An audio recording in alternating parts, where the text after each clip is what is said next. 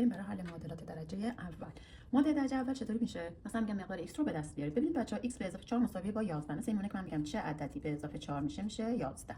ولی خب این روش ریاضی نیست دیگه، حالا من میدونم میشه 7. برای اینکه اینو حل کنیم میایم چیکار میکنیم؟ هر طرفی که x داشتیم، y داشتیم، متغیر داشتیم، همون طرف رو سعی میکنیم اون متغیرمون رو تنها کاری کنیم که تنها بشه. خب اینجا x به اضافه 4 شده، واسه اینکه تنها بشه اینجا مثبت 4. چیکار کنیم که از بین بره این مثبت 4؟ با یه منفی 4 جمعش میکنیم. تمام اطراف مساوی رو همین کارو انجام میدیم. چی میشه؟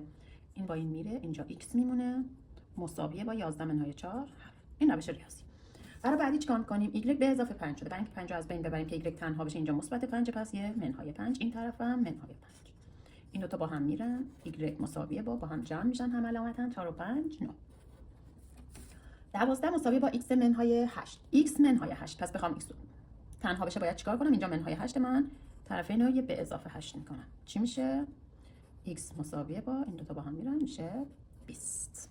حالا فرض کنید y ضریب داشته باشه، 3y یعنی ضرب شده. برای اینکه این ضرب از بین بره علامت مخالف ضرب چیه؟ تقسیم. پس برای اینکه ضربمون از بین بره، 3 مون از بین بره، باید چیکار کنیم؟ تقسیم بر 3 کنیم. 3 تقسیم بر 3 18 تقسیم بر 3.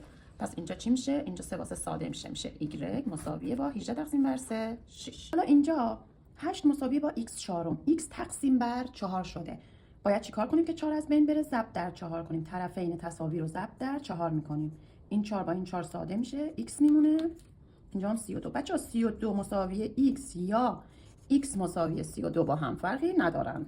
علامتاشون باید دقت کنیم که 2/3 x مساوی با 9. ببینید 2/3 x انگاری که 2/3 ضرب در x شده. واسه اینکه 2/3 از بین ببریم باید چیکار کنیم؟ ضرب در 3/2. همین رو یاد بگیرید تمومه. اینم ضرب در 3/2. چی میشه؟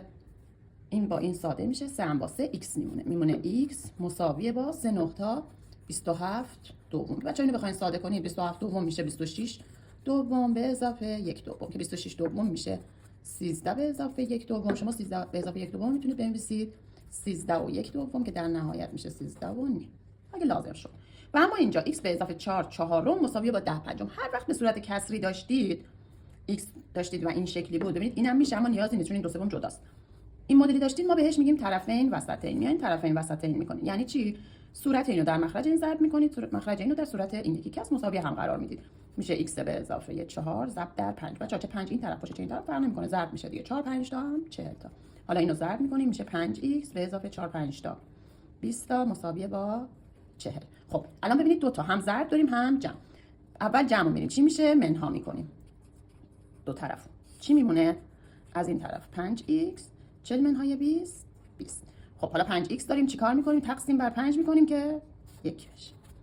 اینجا x مساویه با 4. تمام. هر سوالی داشتید میتونید تو کامنت ها از من بپرسید.